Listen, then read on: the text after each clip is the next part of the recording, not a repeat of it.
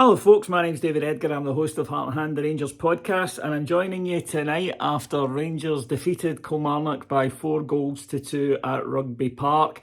It sounds as though a lot went on just for that scoreline, doesn't it? But that doesn't even begin to tell the story of an absolutely wild night down there. It was, talk about one extreme to the other in Barry Ferguson's first match. He named an unchanged side to the side that had played at the weekend against St Mirren, and unfortunately they continued in the opening half hour. That was as bad an opening 30 minutes as Rangers have produced maybe since Kenny McDowell was here. Rangers were atrocious and the defence just looked so ropey. Any high ball in there was causing chaos.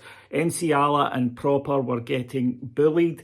They were getting just thrown about like an empty tracksuit. And it was no surprise when, after a series of corners, Kelly took the lead, unmarked at the back post. He heads home, and you're thinking, oh God, because at this point, I'm not exaggerating to say it looked as though it could be anything at all. Again, another high ball Enciala fails to deal with. Rangers have chances to clear it. They don't. A good finish by the Kilmarnock player, and we're 2-0 down. And honestly, at that point, it looked as though it could have gone to 3 or 4. I was metaphorically lining my long johns at this point, but huge credit to Barry Ferguson. He made a change after 29 minutes. He didn't wait to half time. He didn't wait till it got worse or the game had got away from us. He put on Ridvan Yilmaz right back and moved James Tavernier into centre back next to Proper, who was lucky to still be on, to be honest. I think it was one of the two, but Rangers improved and then got back into it with a lovely goal. Great pass from Mo Diamandi, defence splitting pass. Running onto it was Václav Černý.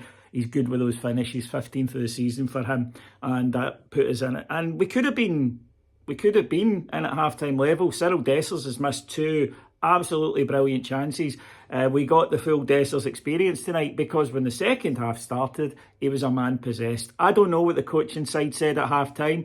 I know what I imagine they said at half-time, but Rangers in the second half took control of the game and never once gave it up. Never once gave it up from then on in. We were by far the better side and didn't take as long to get level. A corner ourselves, great delivery by Tav, and it was headed home by Cyril Dessers. He managed to even nutmeg the goalkeeper with a header.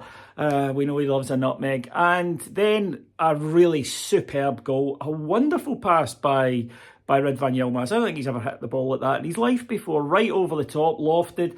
And Cyril Dessers' run, timed it perfectly. First time finish into the corner. It's a really beautiful goal and Rangers thoroughly deserved it. After that, from about 70 minutes, I think you could see that I thought Kelly had blown themselves out. They'd put so much into that first half an hour and probably thought getting 2-0 ahead that they'd done enough to just see the game out. But Rangers controlled the match, but were still looking good on the break. And substituting Edin Bajrami, he got in the end. Good work by Diamandi. A lovely touch in there as well from Cyril Dessers. And Bajrami slipped it through the goalkeeper's legs for 4-2.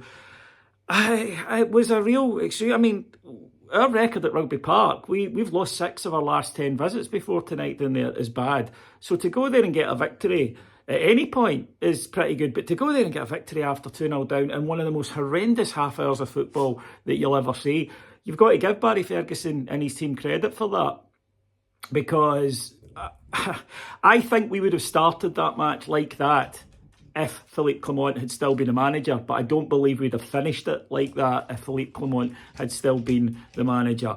Maybe he's a Shelbourne, really. When you think back to Barry's start, the first half an hour you were wondering what the hell you were watching as a Rangers supporter, but improved.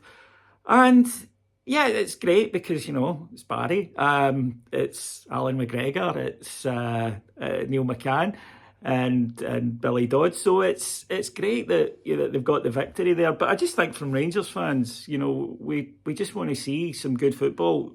The way that Rangers played that open half hour, they were petrified, absolutely terrified.